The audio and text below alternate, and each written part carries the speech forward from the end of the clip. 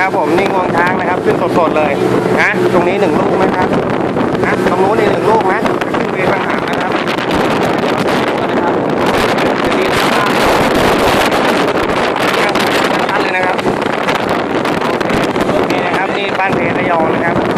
ตอนนี้กี่โมงตอนนี้10 โมงนะมา2 ลูกนะครับนี่มาลูกหายไปแล้ว